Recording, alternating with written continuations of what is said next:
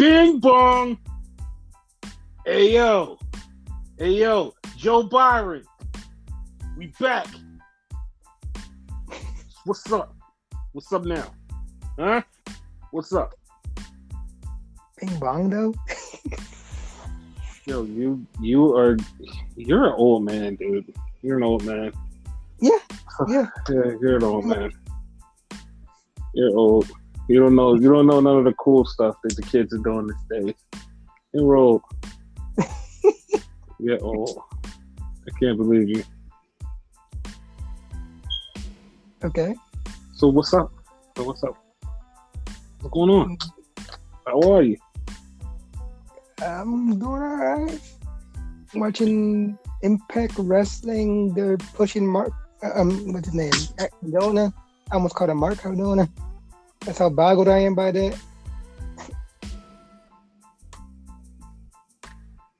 So yeah. And yourself? You know, they got a show for everybody. Marvel does. They got a show for everybody. Whatever race, ethnicity, everything. Even the disabled, they got a show for you. All of you. Everybody is included. Everybody's included. Marvel loves everybody. They love everybody. Did you see Hawkeye? My favorite character. Because she's disabled. Yep. Look at that. See? You got to show works for everybody. Disabled people, regular people, all of you people, everybody included. Marvel, great show. Great peoples. Yes. Oh, Hawkeye's awesome. Everybody loves Hawkeye. You know who people don't love? Who? Fucking Cody Rhodes. Oh, I Fucking love can't this. Yo, and I'm being honest. I'm being real fucking honest. I hate that everybody is moving the goalpost further and further, trying to make this fit into this. Oh, he's getting love. The Bulls are being drowned out because 70% of the crowd is cheering for him, but that 30%, you hear that 30% over the 70% that's cheering for him. In what universe does your math even make sense? Huh? What universe does your percentage make sense? Exactly. No. You know when people boo, you can hear the boos over the cheers. That's bullshit. That's fucking bullshit. People cheering drown out the boos. If you actually like somebody, the cheers drown out the boos. I don't give a fuck what you say and all of this bullshit that they keep trying to spin with the strawman that they're doing with this whole Cody Rhodes bullshit. People don't like him outside of wrestling. That shit carries over into wrestling. Don't give me no bullshit. Don't give me no bullshit about, they really liked him in his hometown. They wasn't really booing him. It was most of the crowd was cheering him. It was just a little bit of the crowd that was booing him. Bullshit. Don't give me that bullshit. Don't fucking give me that bullshit. I'm tired of these people trying to create this fake fucking narrative that Cody Rhodes is actually over. It's just quote unquote cool to boo him like John Cena. No one is booing him because it's cool to boo him. People genuinely don't like this motherfucker. Stop saying that it's cool. Stop spinning this dumbass narrative that he's actually fucking over and they're just doing this just because it's fun. That's not what the fuck is going on. People don't like this dude. They don't fucking like him. And I don't understand if you're just that fucking stupid that you don't understand that wrestling fans actually hate somebody. Not just for fun, not just because it looks cool. They actually hate people. They're not doing this for funsies. It's not just we're just gonna boo him because everybody else is doing it. No, they don't like him. People don't like him. It's a genuine dislike. This ain't for funsies, dog. Shut the fuck up and stop trying to move the narrative. It's so fucking dumb. And then he always goes and just adds fuel to the fire and be like, well, it's like, it's just cool to not like me. No, bitch, they don't like you because they don't like you. Like, I don't understand. Like, I don't think that, I swear to God, it's them. It's them, and I mean them as in the people around Cody Rhodes and him that just have this mentality like, man, they're not really booing you. They're not booing you. They don't fucking like your ass. But hey, you know what? Fuck you. So yeah, but you're right. It's like they're basically kissing his ass and like feeding it to him, and it's getting to his head. So I don't like him in real life. I don't like him as a wrestler either. Nobody does. Like, and I swear to God, like, and people be like, well, is it because he owns AEW? No, it has nothing to do with the shit that he did in AEW. It's his fucking attitude, his fucking, the way that he talks, the shit that he says, him outside. That's it. That's it. That's what nobody likes. That's what nobody fucking likes. But they're like, no. It's just because, no, it's not because of all the bullshit that you keep trying to put on him. He's just an unlikable person. And the thing is, it's an easy fix for him. It's a fucking easy fix for him. All he has to do is realize the shit that he's doing is real idiotic and stupid. The shit that he's saying is the dumbest shit in the world. Like, the shit that he's saying, like, just fucking human shit. Just human, regular fucking shit that you say out of your mouth. All you have to do is think before you fucking speak or tweet. And people will be like, you know what? Cody Rhodes is a good guy because he fucking understands what the fuck is going on. He doesn't get it. He's not self-aware. He's like, I don't even know what to compare him to because everything else is fucking self-aware. They get it. Everything else fucking gets it. He doesn't get it. But moving on my fucking rant on Cody Rhodes, we're going to have more ranting on him later on because he has a match in fucking Dynamite.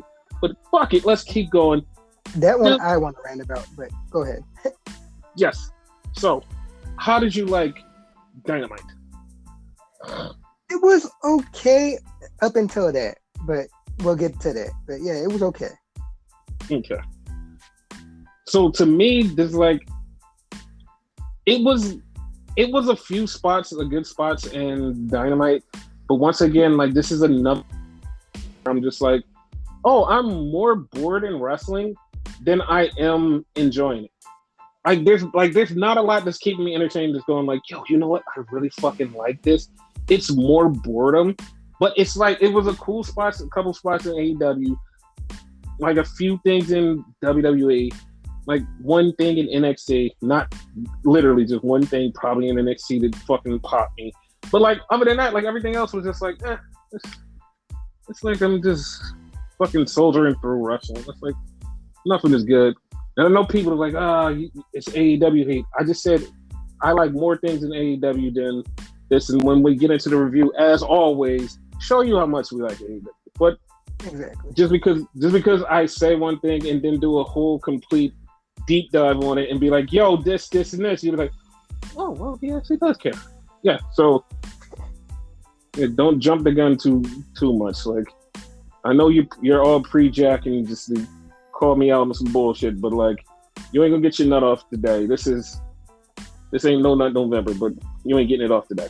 But like, yeah, fucking AEW started with Hangman Page coming out because Bryan Danielson was wrestling Mark Andrews or Mark Bennett or his name was Alan Angels. Bro, like I'm dead serious. Like he came out with the backwards hat and the hoodie with the sleeves cut off. And the first thing that popped in my head was like, why the fuck does he look like Mark Andrews? And then like as he got closer and you could see his face, I'm like, he's Mike Bennett, Mark Andrews. I was like, what the fuck? Like this, like, and the bad part was like, Mark Bennett. Yeah, but the funny part about this is when he was 5 before, when he was just 5, it was like, oh, you have a mask. You don't look like anybody. You have a regular look. Okay, cool. You take the mask off, you just blended into like 5 different people. It's like, dude, like I can't even just go like super give you much credit because it's like every time I look at you, I get confused. I'm like, wait, What? No, that's that's Allen Angels. Like that's what fucks me up. Not only that, like he blends into people who don't work in the company because everybody you mentioned doesn't work for the company. He even blends into the people that are on his own damn crew because he looks like almost exactly like fucking John Silver if you're not paying attention. He does, and like that fucks me up too. Like if you're not paying attention and you have to look really close, you're like, oh shit, that's not John Silver. And it's been a couple times when they walked out and you swear to God it's John Silver and it's fucking Allen Angels and you're like, fuck. One time I actually thought he was the other dude, Johnny Hungy. No, that is Johnny Hungy. You talking about Stu Grayson. Stu Grayson, yeah, I thought it was fucking Stu Grayson. I was like, no, what the fuck is happening? But no, you got three bald guys in the crew. Like, nah, one of them better change their look or something. Dude, and the funny part about it is like it's not even just their bald; their facial hair is cut the same. So it's like, oh, you just all look the fuck the same. That's it. Yep. And if you look at fucking Allen Angels in a certain glance, he looks like the drama king. And it's like, dude, just grow hair, just fucking grow hair. Like, cause like you're just fitting into like a slot that like you shouldn't be in. Grow hair. Exactly. But like he had a pretty good match with Bryan Danielson. It's like, and it's funny because like the fucking narrative, and like I hate the fact that like people keep bringing up this bullshit. Like when he first had that match with Kenny Omega, and Kenny Omega let him beat the shit out of him. I think even we criticized this. I don't remember if we did. We probably did because it was like Kenny should have beat him very quickly, but Kenny gave him so much in the match. It was like, oh, he gave him so much in the match, and like he shouldn't have did that, and that's so weird. Like we all like thought the same thing, but it became a narrative, and then like every time Allen Angels wrestle somebody big, they're like, oh, he's gonna end their career because like people are gonna shit on for what he did for Kenny Omega, and it's like, dog. First off, the company was still pretty new. It wasn't like a fresh, fleshed out company. It was pretty new. It was like, okay, we don't know how things are going. So that was odd for us. Even wrestling fans of like other companies, it still was odd. So it was like, oh, this is an odd thing to us. And it was foreign. And like, even the people who quote unquote is like, oh, this like people were dumb for thinking that actually thought the same thing. So, like, everybody should just shut the fuck up because every time Allen Angels wrestle somebody, they always bring up that first comparison of what happened in the beginning with Kenny. Like, he can wrestle, yes. He can go, yes. But like I said, it was new company, very foreign concept, and we were just like, oh, that's kind of weird. That shouldn't happen. Now, as time rolls on, we're like, oh, well, it's a normality here. So let's just go into the regular norm. Okay, cool. Like, so stop bringing up the fucking narrative of that first time when everybody got mad at the Kenny thing. Allen Angels could wrestle. Who gives a fuck if people give him more in a match? Shut the fuck up. Like, stop bringing up the dumb shit. Jesus fucking Christ. But he's gonna be a star eventually. Like, I see the champion eventually. As soon as he changes look.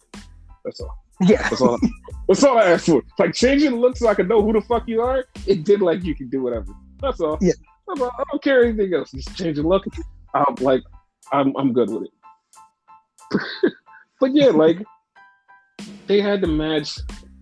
Bryan knocked him out, stopped his face, put him in the knee bar, and he said he tore Allen Angel's MCL.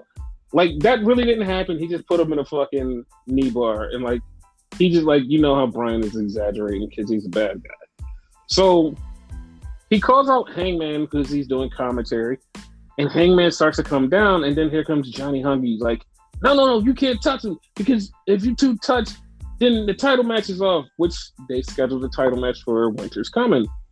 So, Bryan walks by him and still talks shit and was like, you can't touch me because Tony Khan said you can't touch me.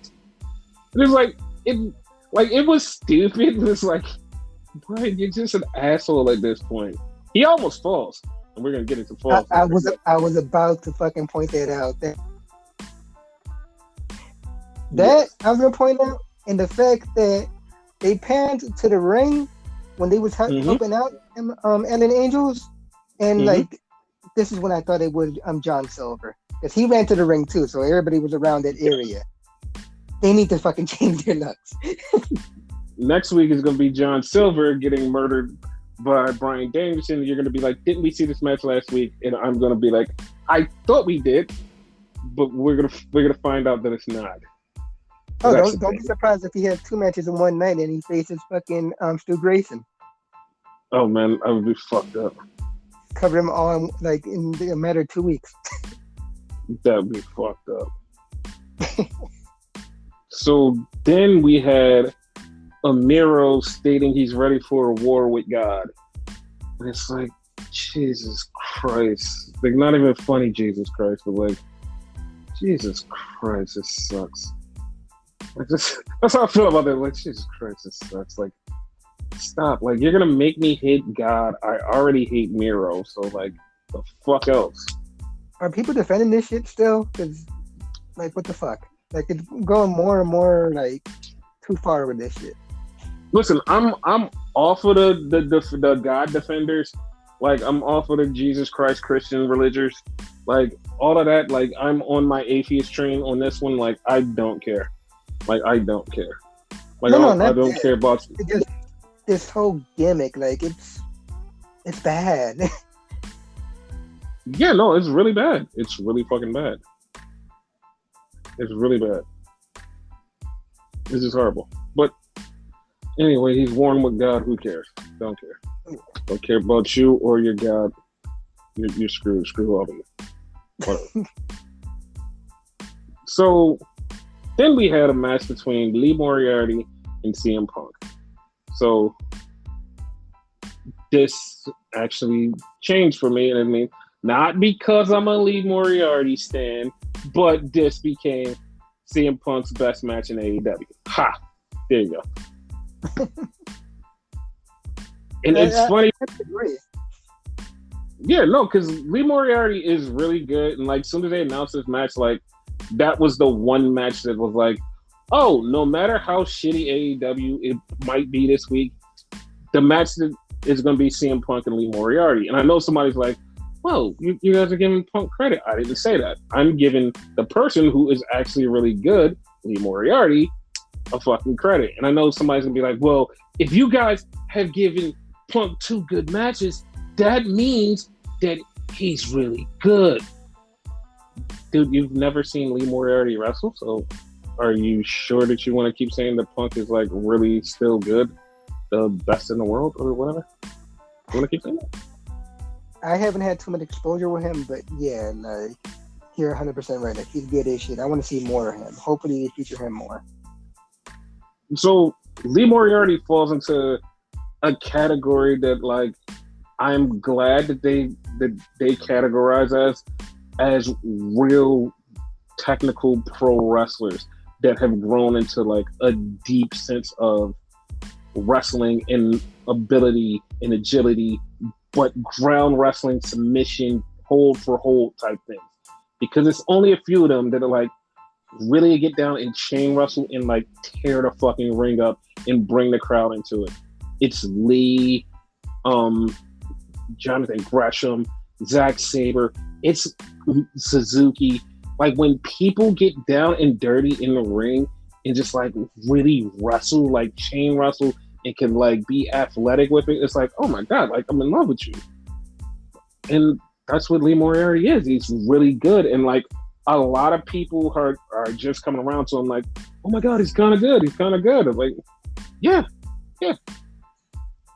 On the other side of things, I see him go toe to toe with fucking Dante Martin as far as high fly, too. Yeah, like like no, Dante Martin is like a specific high flyer, but like Lee, he can only do like small, short flashes of high flying. Other than that, on the ground, like striking, like submission, chain wrestling, he's got it. Like he's got it. He's coming closer and closer to getting into that peak where he's like Dean Malenko era. He's getting that. He's getting close to that type of person. And it's like, okay, he's working his way up, and like I like him. Like I really like the guy. But of course, you know, he beat Punk, which it was funny because a lot of people was like, "Oh my God, he's gonna beat Punk. Punk's gonna beat him. Punk's gonna beat him." It's like, yeah, no shit. That's what it's designed for. But you better not sleep on this guy. This guy is really good. And then like coming out of it, everybody was like, "Dude, Lee Moriarty's all right." I'm like, yeah, like you just found out who this guy was. You just found out who he was. I've been stuck on him for a while. But yeah. So MJF came out and he's talking about, Punk, PG Punk, blah, blah, blah. You can't beat him. It took you so long to beat him, yada, yada, yada. Punk's like, shut the hell up. I'm going to beat your ass. Then MJF insulted Larry, the dog. Now, dog owners out there are just going to immediately agree that, like, you don't insult the dog. You don't insult the dog. People who have no idea who Punk's dog is like, what the fuck? Who's Larry? What the fuck are they talking about? It's his dog. And I know some stupid other people are like, what the fuck? Is it just a dog? Yeah, but you don't understand, like, some people like dogs and cats or animals more than they like humans. And that's where CM Punk is with his dog. So MJF insulted the dog, so Punk came after him, MJF ran off, blah, blah, blah. You know, just like, it is what it is. Like, I'm at week 2 of this, don't like the feud at all. Don't like the feud at all. Question about it, though, right? Mm-hmm. Go on. So, he went out there to, like, I guess beat up MJF, but Wardlow came out? Mm-hmm. Do you foresee a match between Wardlow and, what you call it? Yes. Here's the thing. Mm-hmm. It's going to happen before the match with MJF. Before MJF gets that match, he's going to have to face Wardlow. Yeah. So that's the thing. But yeah, I'm not with this feud. Don't like it. So then we cut to the back, and Britt Baker is talking because they're talking about next week Jamie Hayter's going to face Riho. And then she's like, yeah, you lost to Thunder Rosa. And then Jamie Hayter was like, but you lost to Thunder Rosa too. So, and this is so funny. Like, they started to bicker back and forth. This is so funny to me. Like, these super insular journalists just now in that one promo goes, oh my God, they're setting up Jamie Hayter and Britt Baker for down the line. Oh my God, I didn't know that. This is like, so that's where they're going to go in the future. And I'm just sitting there like, you have all these years of telling people about all of this wrestling. You just literally watch this thing, this one thing where it got super apparent that this is happening and goes, oh, this is happening. Me, on the other hand, fucking just a human being that knows human body language and human things goes, oh, this is gonna happen. Since it's months ago, once she got there, was like, oh, they're leading to this and they're leading to this. Months ago, and everybody on the listens goes, maybe. This one dude goes, I can't believe they're setting this up, so that's probably gonna happen later on. It's like, what the fuck? Like, how? How are you just figuring this out? This has been a thing for a while. And I know somebody's gonna be like, he said that before. No, he didn't. He never said that. Never fucking said it. Shut up. So, then we have Adam Cole come out. This is like the coolest thing. Because Adam Cole comes out, he walks to the ring just for his whole entire slug to play. So everybody could give him this big pop. Then he gets out of the ring, comes back, because he was going to do commentary. It's like, you did this whole thing for commentary? Yeah, you're over and cool. So I was a little confused on that one too. No, I like it because it was just funny as hell. Oh, I And didn't. then, I didn't. I was just confused. oh, because you thought he had a match? Yeah. No, they said he was coming out for commentary. And like the fact that he went all the way down was like, it was the best part. I was like, oh, this is cool. Because even Tony Schiavone was like, yeah, he's coming out for commentary. He's like, where is he going? He's like, oh, I guess he's gonna go to the ring and get his full entrance. I'm like, okay. I was like, oh, this is really funny. So Orange Cassidy comes out before Adam Cole can actually do his whole entire like commentary stick.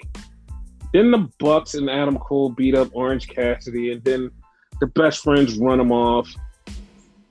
And it's like, okay, well, this is how the next feud goes. I'm like, all right, I'm not angry at that, but hopefully it ends very soon. But like, yeah, I'm not angry at that. Don't care. Not mad at it. Yeah. So Wardlow beat up a young man. I don't know his name.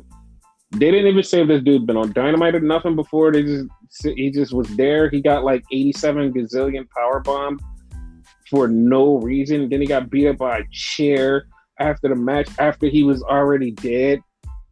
Like, Wardlow murdered this dude. Like, I know his new thing is, I'm going to powerbomb you. I'm going to powerbomb you again. I'm going to powerbomb you again. Some people, you can powerbomb them and they look like they're alive. This dude is dead, and you're literally just dragging a dead body and powerbombing him. I'm like, dude. After powerbomb 2, it was like, okay, Wardlow, we get the point. Stop. Bam, bam, bam, bam. At one point, you dude, Sean Spears just like, dude, chill. Yeah, but then he committed to beat his ass in the chair. Like, so, like, what the fuck? Yeah, because Sean Spears on the outside goes like, hold up. He's like, he goes, hold up. Bam. Bam! And he's like, I don't know what to say. He's like, I don't even know what to say. So after that, we get a backstage promo. Phoenix is stuck or can't come to the phone. I don't know which one, but Phoenix is not going to be in the match. So Pac is going to have to fill in with Pentagon, and Pac has an eye patch. And you yourself had a theory. And your theory was, because of the eye patch from the Black Mist of Malachi Black, maybe Malachi Black is turning Pac into one of his House of Black guys. Yeah, because he's been like hinting at having a crew for the longest. And like, originally we thought it was like Dante Martin. Mm-hmm. But that turned into nothing. So this got to be something, right? Yes. So then we had the rematch, revenge match from WrestleMania 31. The Gun Club versus Sting and Darby Allin. Sting with full makeup. Darby Allin full makeup. Darby Allin with also full makeup. They had this match. And Darby commenced to do suicide masturbation to a degree that was like, bro, please, just please, I don't want you to finish. I don't want you to finish. No more masturbation. Like, you practice. Climax. No, I want him to know nothing, because Jesus Christ, dude. He did a fucking suicide dive that literally just emphasized on that first part. Suicide.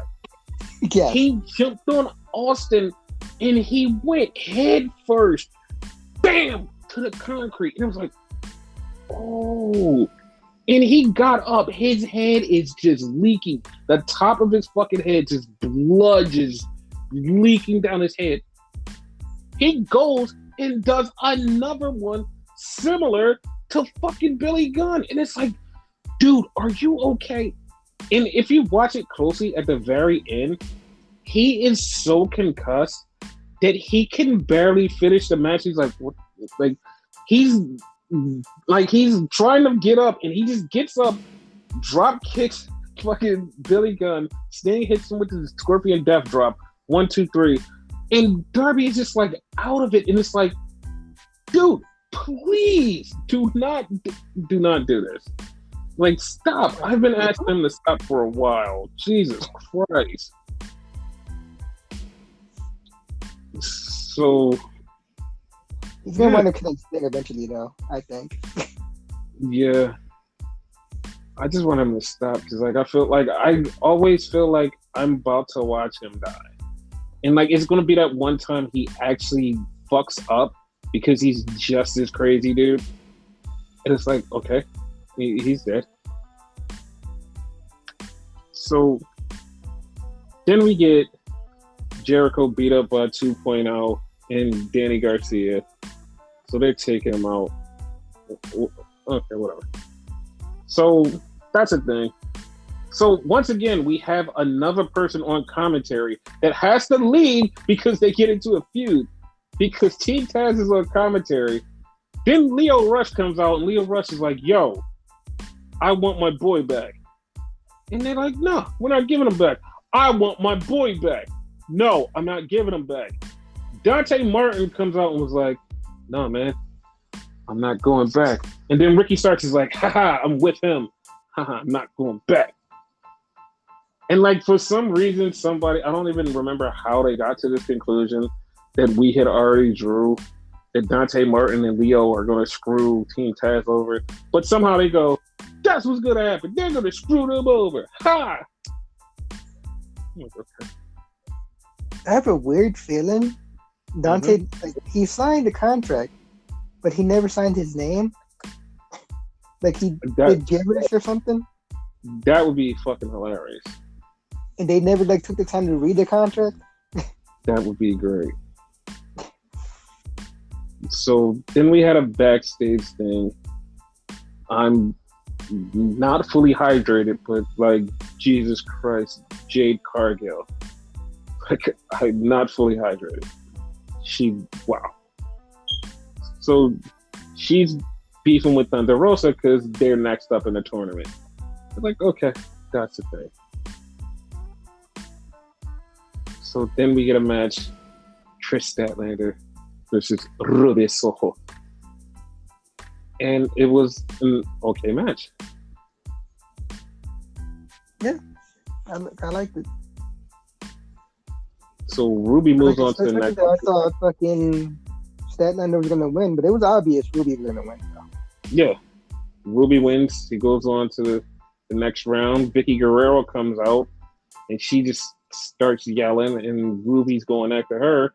But while Ruby has her back turned, she gets by Nyla Rose, who, once again, I don't know how they're doing these brackets. I swear to God, I don't, because I'm like, all right, this was the original bracket. This bracket is completely switched around, and now Ruby Soho is going to face Nyla Rose. And it's like, okay, whatever. Like, it's going to be a match, but it's like, I thought it was going to be her on the other side fighting somebody else, but like, yeah, whatever. Like, I'm not mad at it, but like, yeah, well. Either way, when it's going to be a good match, it's hard to keep track of what's going on. Yeah, but hopefully it ends up like we said it was going to end up, with Jade Cargill versus Ruby Soho. Yes. So then here comes the main event, which is a street fight, Atlanta street fight. So the Black Mass, Andrade comes out first. Then Cody comes out, gets booed super bad, booed horribly bad. Then,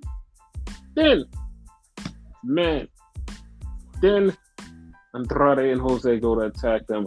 Arn Anderson falls into a ditch. It's not funny, but like, Arn Anderson falls right into that ditch. It's with, like, oh my God. And it was so bad. This is how bad it was. Jose's supposed to be beating him up. Jose literally just stops what he's doing and helps Arn Anderson up. He's like, let me, like, are you okay? He literally, like, are you okay? And grabs him and pulls him, like, up. I'm like, okay, all right. I don't care what you said. That was funny. I don't give a fuck. That was funny. I love Arn, but yeah. So they wind up fighting, and they're going at it. They're going. So Cody and Andrade wind up on the outside. So in the beginning, this is very beginning of the match. Cody grabs a cup and he pours it on his back, and it's just all of this like sticky stuff. We thought that something was in a trash can that got poured on him. Even the announcers were like, "Oh, what the fuck is that?" We find out what it is a little bit later. Like, okay. T-Pain is out there. T-Pain hands him a chair, and like that's the thing. So before we get anywhere, I do have to address this because West Side Gun, rapper. He's a rapper. He's dope. He's really cool. I was already a fan of his, like from his music from a while ago when I heard about him. Then I found out he was a wrestling fan. I was like, oh, that doubles it. So now he's like, he comes to all the shows and like everybody can see him. All of the wrestling fans who know him can see him. They're like, oh, that's West Side Gun. That's West Side Gun. West Side Gun's there. But he says that like the companies do not acknowledge him. They don't say shit to him. They don't fucking bring him to the back. They don't treat him like he's supposed to be treated. Like, you know how a celebrity would be treated. They don't treat him like that. He was like, yo, I spend my own money, my hard-earned money to go to these shows. And he goes to like every pay-per-view. He goes like he's a fucking true wrestling fan. And I found that fucked up because it's like, fam, like you even went to AEW shows who's literally like supposed to be more open doorish. Nobody has brought you backstage to hang out with the wrestlers and like been more chill. It's like, what? Like nobody? Are you serious? Like that's insane. Like WWE, I could get it because it's like, oh, WWE is not really like hip with the times, so they don't know what's going on. They're like, they don't know him, or they like wouldn't care. They'd be like, oh, who is this guy? It's just some guy. But it's like they don't know him. Like AEW, I'm like, somebody at AEW should know him. He has a song named Eddie Kingston, and like it's not. He didn't just make this when AEW showed up. He had this song before AEW existed. It was called Eddie Kingston, so everybody should have been like, oh shit, well, this is West Side Gun, the dude that made that song. I know it's just like, it was just the title of the song, but like, bro, like, come on, like somebody should have brought him backstage, and that fucked me up. And him, like he was having this whole exchange and talking about what's going on, and people was like, well, I think WWE and AEW should have did that. And like with T-Pain out there, T-Pain was like, yo, I'm a wrestling fan too. Nobody ever brought me backstage either. Like, that's fucked up. And I'm like, okay, so that's like, first off, the first thing that pops in my head is, oh, I'm not gonna try to be that guy, but you know, that's a little racist. You bring fucking whosoever, whatever the fuck dude's name is, the fucking little rocker dude or little country singer dude. Oh, come on backstage, come on, meet all the wrestlers, come on. Westside T-Pain, and I'm like, oh, we don't know you. Like, what? Like, are you serious? Like, are you serious? Like, it's to the point where people actually that don't even really know wrestling have started to notice who Westside Gun is. They're like, oh, it's that dude with all the jewelry and like the nice clothes. Oh, that's that guy. He's always at every wrestling event. It's like, what, WWE? How are you not taking advantage of this? Like, and this is one thing where WWE can like take advantage of this and be like, yo, we like this guy and like we're gonna put him out. Like, do you know like how much publicity you would get like off of this showcasing him? Like, come on, like I don't understand. Both companies are missing the mark on that one. Like they could both like get some sort of win with that. Like, I'm surprised with AEW on that one. So, yeah, like the only reason they had T-Pain out there is because he had the show with Cody. Otherwise, they wouldn't give it to him. Yes, like that. Like that's how I'm feeling. I'm like, AEW should have been the ones that brought him back. Y'all had Little Uzi Vert, and I guess like Little Uzi is way more popular than Westside. I guess I don't know. I guess, but like not to me because like I guess. So like I said, like that should have been an AEW thing where AEW should have been like, yo, come on. You know what I mean? But It is what it is. So back to the match. The match ends when this small person who is Brandy Rhodes comes out and sets a table on fire that was already set up by Cody. And Cody and Andrade go through this flaming table. People pop for the flaming table, so if anybody lies and say, oh, they popped because Cody got the win, it was because of the flaming table. It had nothing to do with Cody. Like, exactly. Jesus, don't do that. It was literally... Cody could have done it, and they still would have popped. Exactly. And that's why Cody had his stuff on his back, because it was so he wouldn't burn. Which the bad part was, he went through it and still burned.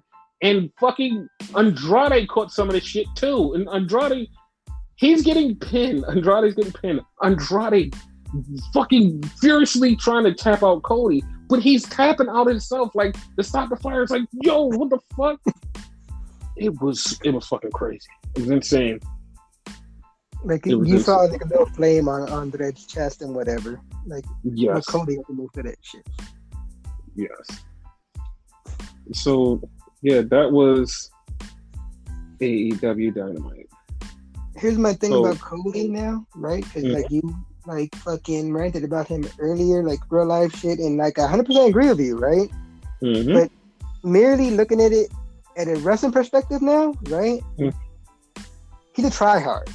I don't like that. Like he's trying so desperately to be like that was a spot there that was not needed. Like fuck him. Oh yeah, I forgot to mention that he brought out the sledgehammer. Then he brought out the golden shovel. Uh-huh. And like somebody was like, I would have been surprised if he would have brought out Triple H. Because like he basically was just trying to be like a Triple H clone. But the funny part was he was doing it to so-called get heat. And like I said, he's not self-aware. He's like, oh, you're gonna boo me because you think I'm Triple H. This is why. Look, hi. And it's like, dude, that's not why we're booing you. And like that's what pisses me off more. It's like you're so unself-aware. Like you're just like, look, this is why you're booing me, huh? No, that's not what I'm gonna do. I'm gonna be me. It's like no one's booing you because you're Triple H. We're booing you because you're an idiot. And now I'm booing you because you think I'm booing you for something else. You don't get it. You don't fucking get it. Jesus Christ. And you try too fucking hard. Like, fuck out of here. He's an idiot. He's an idiot. Yeah. Well, yeah, like, that's Dynamite.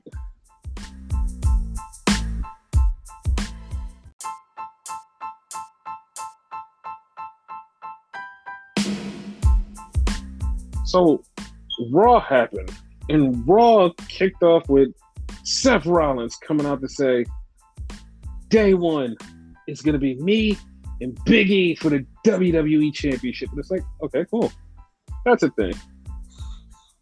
And like, at first I was like, so they're not going to do what I thought they were going to do. Like, maybe I was wrong for once. Maybe I was wrong. So. Never. So Seth has a match against Finn Balor, which they technically didn't have last week because Seth beat the shit out of him, curb stomped him, match was over. So that was a thing last week. So this week they're actually having the full match. Like, okay, cool. And still Seth won. The funny thing about this match is like I don't put this match up there with like their classic SummerSlam match. I put this like it's like a B. Like this, like it was a good match, but it still felt like something was off. Like when he poked him in the eye and got the win, I guess that was it. But like, oh my God, something's off here. Yeah, all right. I would actually put the match from last week above this one. It wasn't even a match. That's the funny part. Yeah, that's why. Cause like, yeah, they had some cool spots, but like then it just felt flat. So then we had Austin Theory sitting there with Vince, and Vince is like, "You're gonna learn, and you're gonna watch the show tonight, and I want you to pay attention because you never know what can happen here."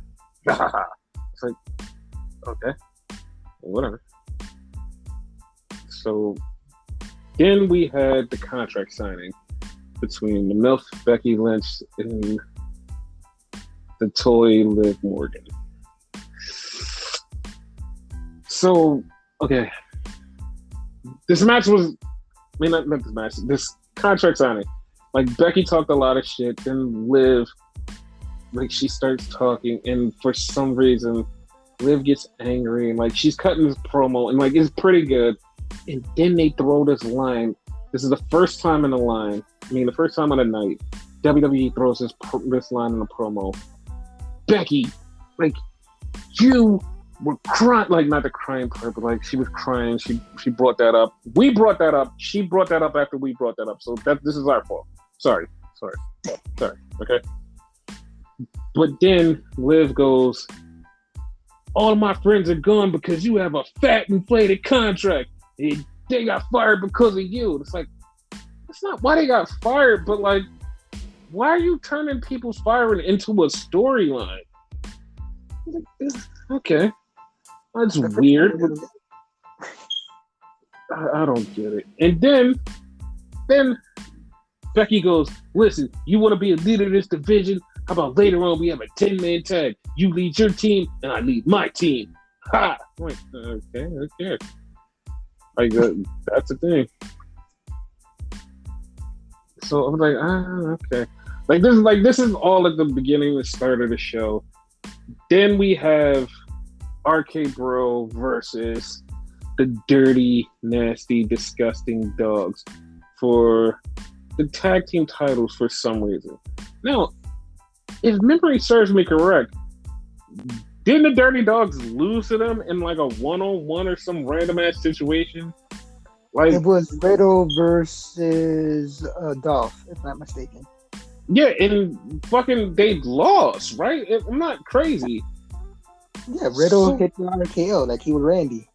Yeah, so I don't understand how they get a fucking title match. They get a tag title match and they fucking lose. So it's like, never do that again then. Okay, whatever. Fuck you. Like that was title shot. Oh fuck that. That's weird as fuck. So then we get the beginning of the storyline for later. It actually made me pop because he said this, and I know this is a new gimmick. He's not a liar. Kevin Owens was talking to Seth Rollins, and he's not a liar. His new thing is he's not a liar. Everything he says is the truth. Even though you don't believe it, even though it doesn't seem like it, everything he says is the truth. I feel like I'm Kevin Owens because I say shit, no one believes it, and it's the truth. So Kevin sees Seth, and Kevin goes, "Oh, I'm glad that you won, but you know that if I beat Big E tonight, I'm in the match with you guys, and it's a triple threat." And Seth's like, "Wait, what?" Like, yeah, no. If I win tonight, I'm in a triple threat. Who said that? Adam Pearce said that. What? Yeah, Adam Pearce said that. If I win tonight, I'm in a triple threat. And everybody's like, wait, Adam Pearce said that. Oh, okay, cool. So, like, Seth's like, I'm going to talk to Pearce. And he just walks off. I'm like, okay. So that started the beginning of the storyline. So then we had Edge return. Edge returns. He's in the ring. He's talking. Then all of a sudden, we go to commercial. And then we come back from commercial. And Seth goes and talks to Adam Pearce. And Adam Pearce is like, "Hey, Seth, what do you want?" He's like, "Did you tell Kevin he's in this match?" He's like, "I didn't say that." Like, he said you said that. He didn't say that. I didn't say that. Maybe Sonya said that. Well, he said that you said it. And he's like, I didn't say that. So I don't know what you're talking about, Seth. He's like, Seth, just calm down. Seth was like, no. He's like, no. He's like, this is crazy. And so he walks off, and then Sonya comes in. And Sonya's like, dude, what the fuck is happening?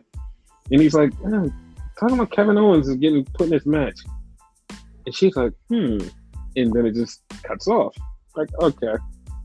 See what's happening. Now,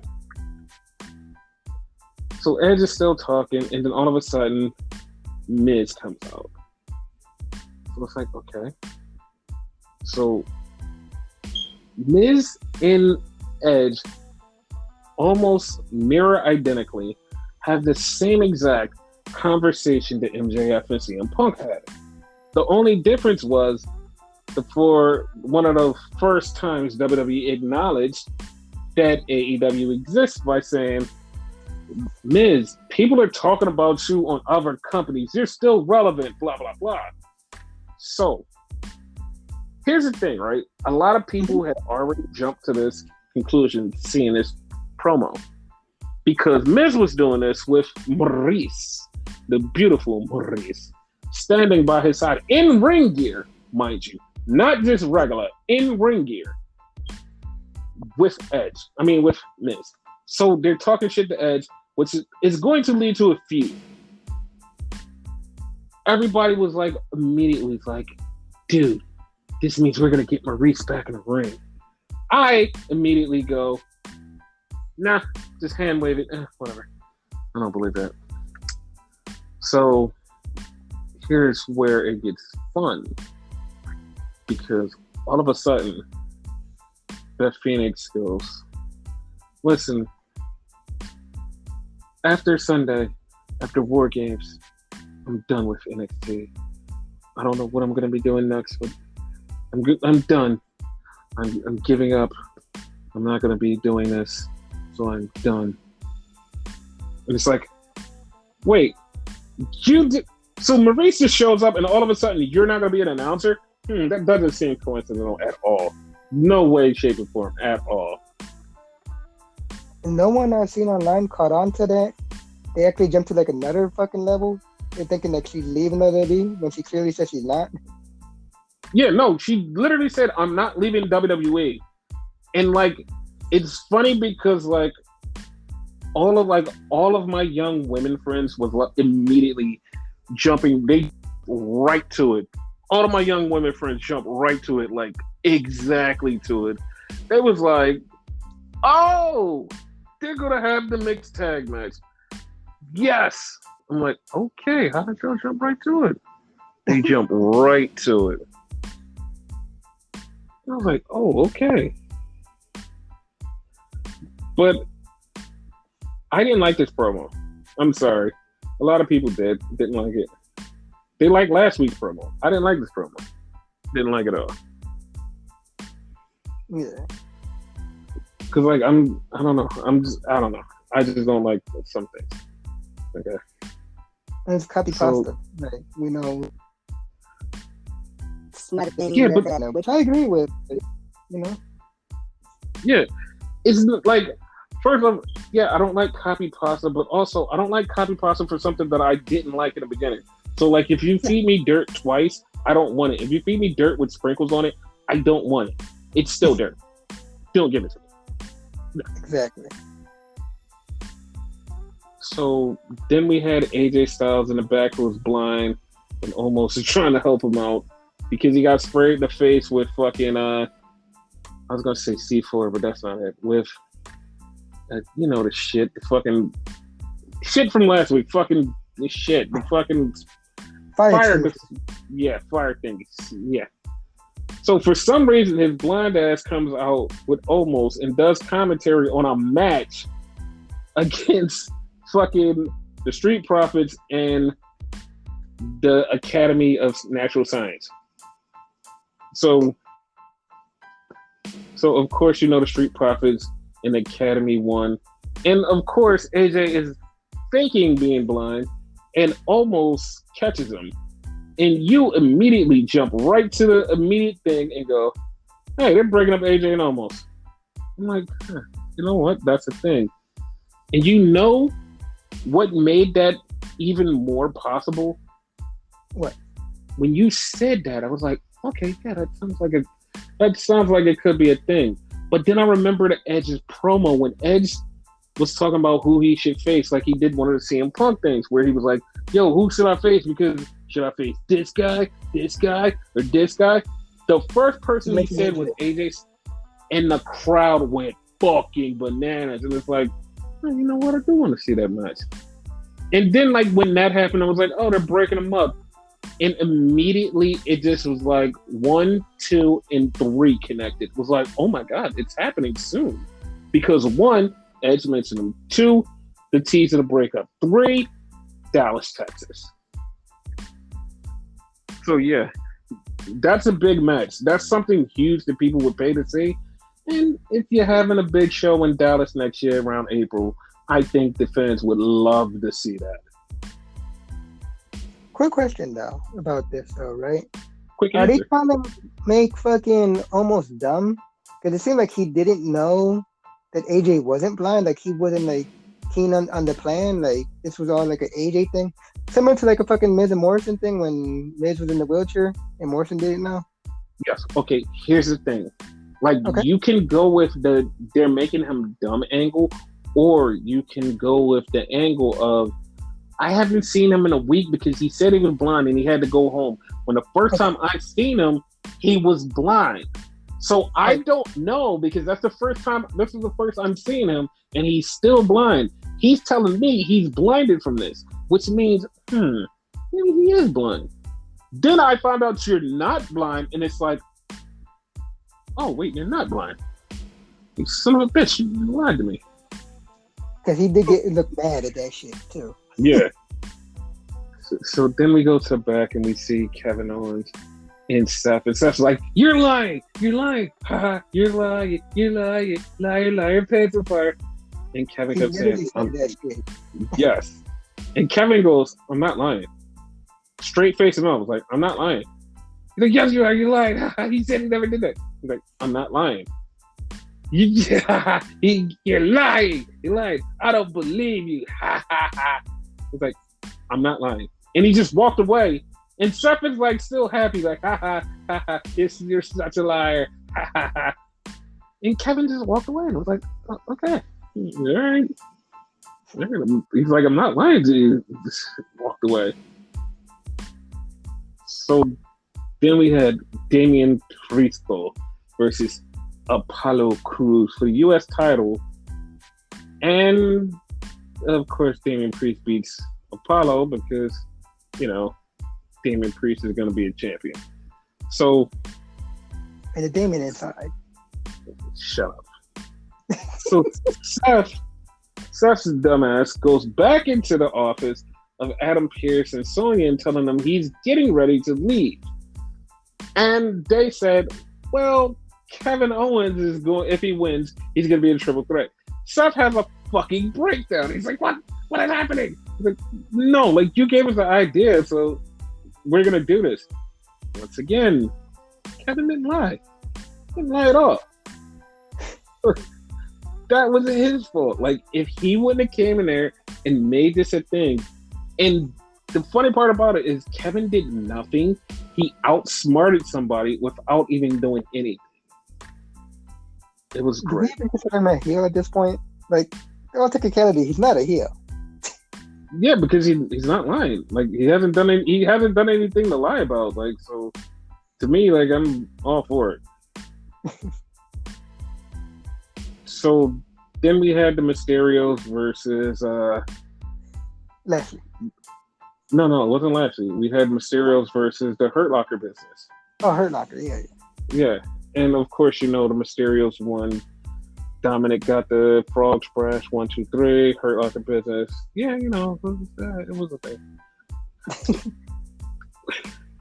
So then we had Team Becky versus Team Liv, which on Team Becky was Doudrop, Carmella, Zelina, and Tamina. On Team Liv was Rhea and Bianca Belair. So everybody in the match had basically beef with each other. So it wasn't like, oh, these people are just being stuck together. Everybody had beef with each other.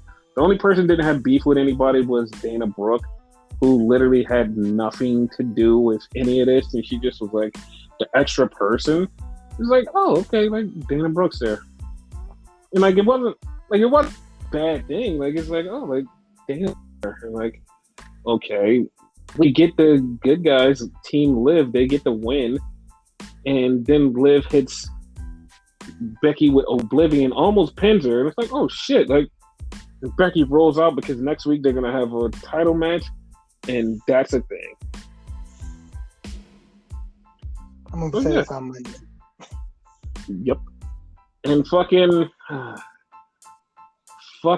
Vince tells Austin to keep his eye on the prize and expect the unexpected. Austin turns his back for a second. Vince turns him around, slaps the shit out of him. Like I said, pay attention. I'm like, okay, well, whatever. That's weird as fuck. Who cares? Like this, like none of that meant anything. I guess it'll mean something in the eventual sense, but it meant nothing. But like, yeah, it meant nothing here, and it didn't. I didn't care. It was a thing. Whatever.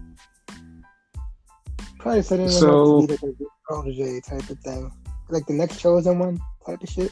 Oh, yeah, whatever. I don't care. So Seth Rollins comes out for the main event versus Kevin Owens.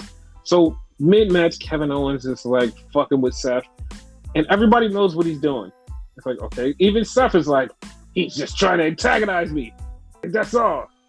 So at the end of the match, Kevin pushes Big E into Seth Rollins, and then he just yells at Seth Rollins. And Seth, now at this point, Seth is angry. So he's like, so Seth's like, not gonna do anything. So Kevin beats up Seth and then runs back in the ring. And he got his ass beat. He's like, I'm not gonna stand for this. Yeah! Runs back in the ring. Idiotically, Seth just starts beating up Kevin. The ref just looks at Seth and goes, are you fucking out your mind? Like, he's disqualified now.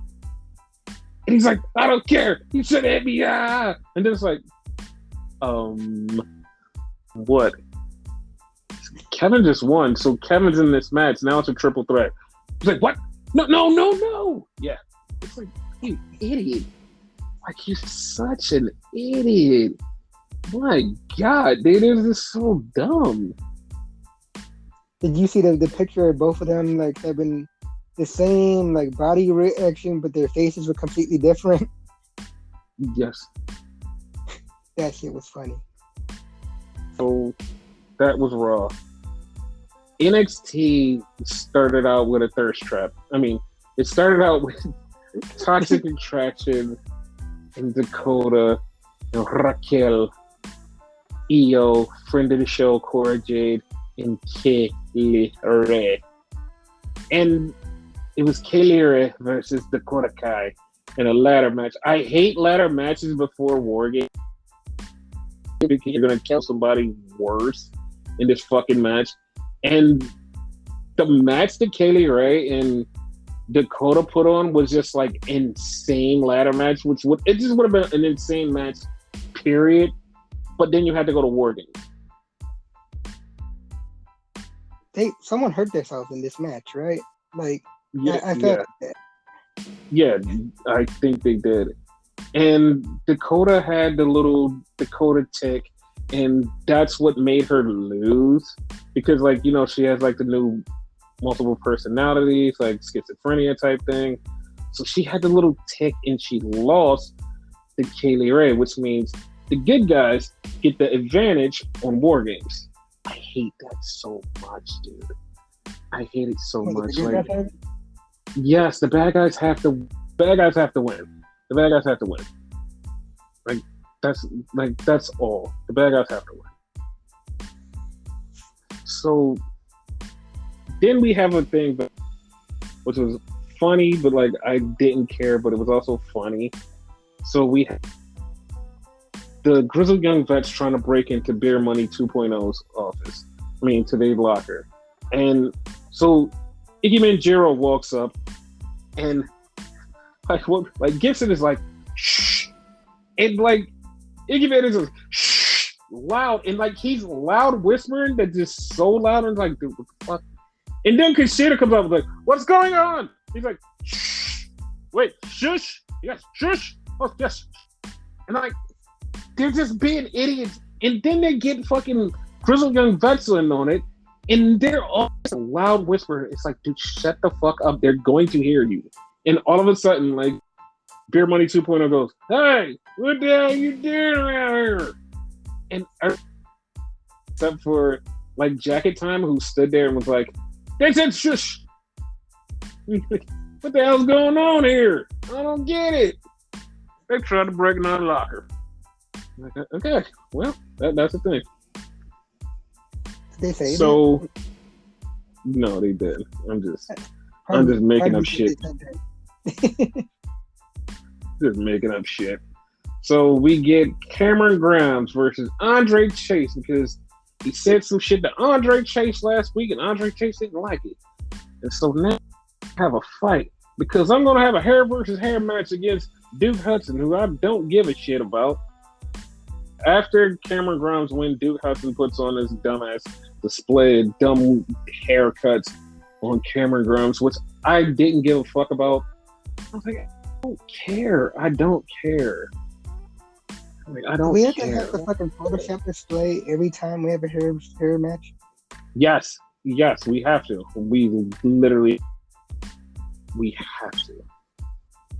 So I don't get it. I just really wish it would stop. Like, it's so weird. Like, WWE is just weird with some things. But the thing that they're not weird on is fucking diversity. Because they have way more African Americans here than anybody else. And it's like it's just so good. They had a guy named Indrisendorf who debuted. It's like, okay. Like, just seeing it was like, all right, well, that's cool. They got Carmelo Hayes, got Trick, because they were out in the next segment where the young guys were talking about the older guys and how they're going to beat their ass. And they had to pick for the ladder match. So Braun Breaker got picked against Johnny Gargano. Sorry. I don't know why I couldn't. Weird. So then we had an also goodbye with Kyle O'Reilly and Von Wagner versus Legado del Fantasma. And the winners, number one contenders for the NXT Tag Team Championships. And of course, everybody under the sun, myself included, except for Renegade, Von Wagner and I'm going to win the title. But we'll get to that in a second because MSK was looking for the Shaman and they had a weird ass GPS that was talking shit to them. And at one point called what's his name, Nash, your fucking dipshit. Like, what the fuck? And then they get there, they open the door, and we have to wait one more week until we find out who the fucking Shaman is. Jesus Christ. You say that, they probably still won't show him. They probably won't. That's probably not even him. That's probably the butler. That's funny. Von Wagner and Kyle O'Reilly are now number one contenders for Imperium. I don't know how I feel about this. I don't know what's going on. Zion Quinn came out during the match and just was talking about sex, and Elektra Lopez was talking about sex, and everybody was just like, oh my God, sex is happening soon. So Santos Escobar said he's going to face Zion Quinn next week, so that's the thing. But yeah, Kyle O'Reilly, Von Wagner win tag team title match at War Games. How do you feel about that? That's weird, like, due to like the behind the scenes situation and whatever. Like, I figured either 3-way or Legado was gonna win. But no, you were the one who said that Kyle O'Reilly was gonna win. You were the one. Yeah, no, I know. I said it that night, but like, I'm like, imagine they win. Like, I really wasn't feeling it. Mm-hmm. Yeah. But we'll see how all of this ends. I just know that winter is coming. So, And not Game of Thrones reference because winter is almost over. Game of Thrones reference. Okay, so shut up. We're on the scenes of spring. I think that's what it's called. Something of spring. I don't know what it is. We'll never get the book, but like at least it's nice to dream. You know, Sag. So we get Tiffany Stratton shaking her money, and everybody's like, "Ew." Said ill, but they were like, "Ew," but whatever, don't care.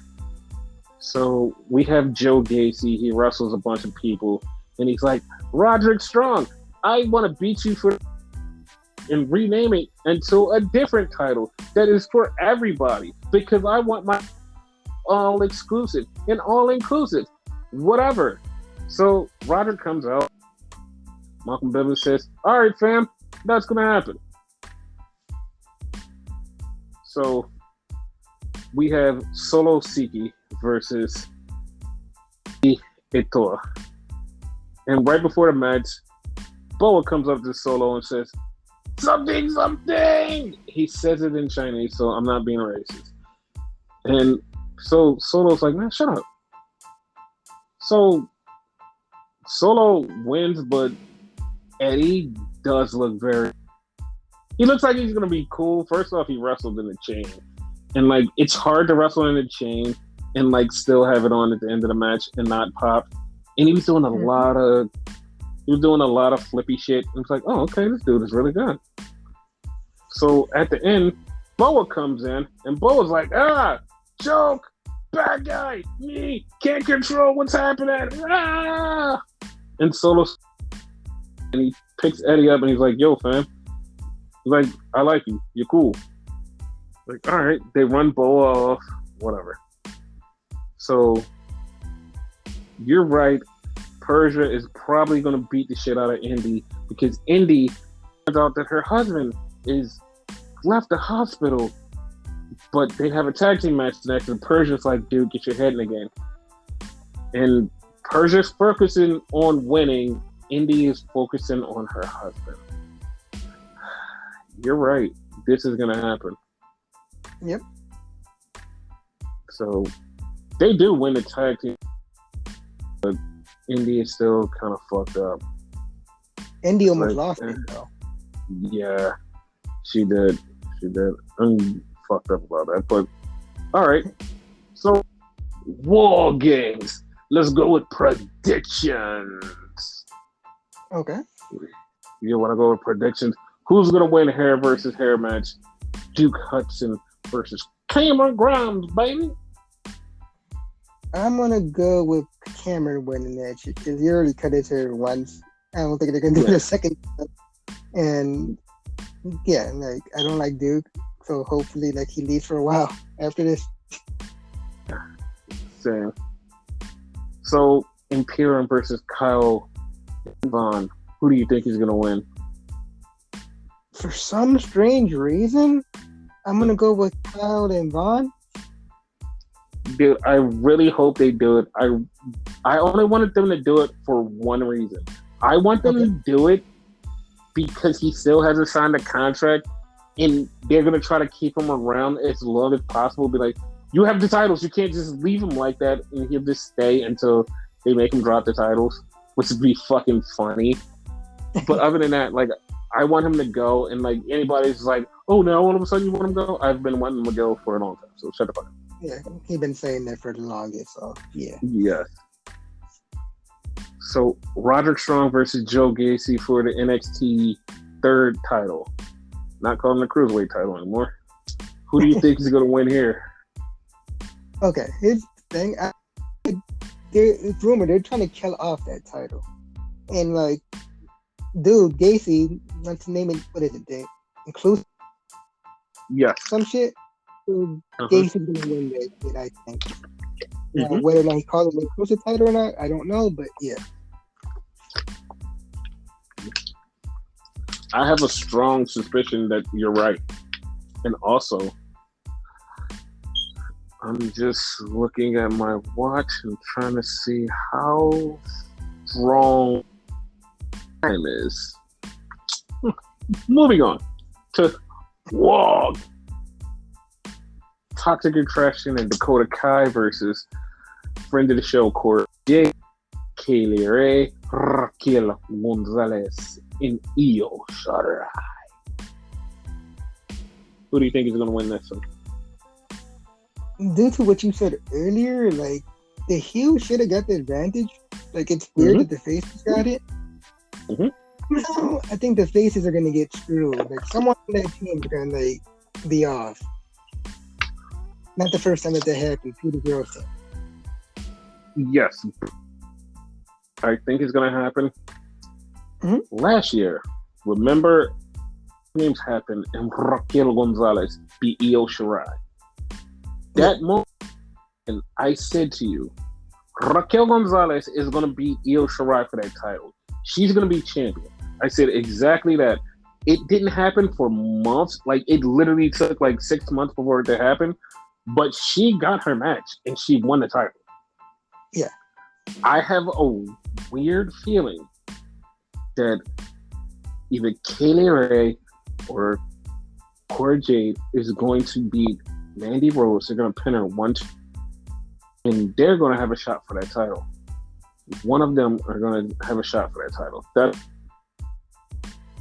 I could see that too, because yeah, you are right about last year. So then we have the guy, which is Pete Dunnerson, LA Mysterio Knight, Tommaso Ciampa, and Johnny Goodbye versus Tony D'Angelo, Grayson Waller, Braun Breaker. Who do you think is going to win this one? Before I mentioned like who I think is going to win, you know this one team's called 2.0 and the other team's called the Golden Black? I kind of like that. Like they're not called 1.0, they're called Black. Yeah, no, because that's what it is. Yeah, I like that. With that said, 2.0. Okay. So then right before the match, we had a promo for another African-American, Draco Anthony. And it's like, as soon as I see that promo, I'm like, oh, well, NXT is my favorite show now. Like, it's my favorite show because it includes, like, everybody. Like, we've had every race represented here. And it's like, well, there's not really anything missing. It's literally like the international hub for, I almost called it the International House of Pancakes, but that's not it. But, like it just has everything included, okay? And I like that. God damn it, right around my pancakes now. So then we had Braun Breaker versus Johnny Goodbye in a ladder match, and the winners get an advantage. And of course, the bad guys actually win this one, which I think they're bad guys. I don't know if they're bad guys or not. 2.0. Because like 2.0. Okay. So, wait, no, I thought the black and gold. No. It actually would make more sense, but no. They're basically going with the new blood and Billionaires Club, but in reverse. Okay. So, yeah, so the new blood get the win. The bad guys winning this one. So, yeah, I'm okay with that. Yeah. So that was NXT. NXT UK had title matches, and one that literally, like, I'm not trying to shit on her, but like, nothing but like her gimmick now is I'm gonna complain because my daddy is like Zaya Brookside's thing, and she's like, I'm gonna complain because it's who my daddy is and I should get privileges. And it's like, okay, your gimmick. And she complained so much. Yeah, no, that's her gimmick. She complained so much, and she complained until she got a title match against Meiko Satomura. It's like, oh, okay, why is that a thing? she got the title match and lost, and it's like, well, what was the point? I was like, literally, like, what was the point in that? Like, I don't care. No point. It was none. It was really none. So then we had the main event was Ilya Dragunov versus Rampage. And in this match, I had heard that Rampage got injured, but injured from like a fucking kick. And it was like, what? And like, this is a injury. This is like a real, true injury. And it's like, dude, the fuck? Like, you got injured. Like, not even a little bit. Like, you got injured. You're like, what the fuck? So he's gonna be out for a while. Yeah. Like, I was really fucked up about it. Like, what the fuck?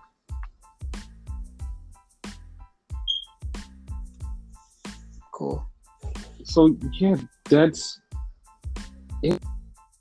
So, yeah, before we go, so in 2 weeks, Home comes out, and Spider-Man No Way Home is supposed to have this mystery guest person in it, and that guest person is Cox, aka Daredevil. But wouldn't it be weird if Daredevil showed up but not Kingpin? Wouldn't that be weird? Or could it be just a mysterious thing that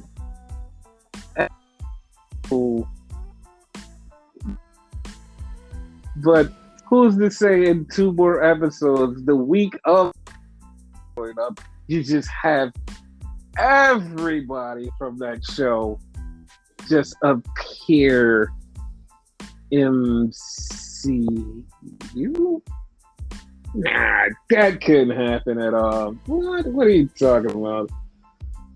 Like, Kingpin couldn't be in Hawkeye. Yeah, that's not a thing. What? Nah. You're wrong. Yeah, you're so wrong. I can't believe you even thought that way. It's not like he's already hinted at in the episodes and he's gonna be there later. No, not even. But yeah, guys, yeah. So that's the end of the podcast. You have anything to say or way to end this? Nothing.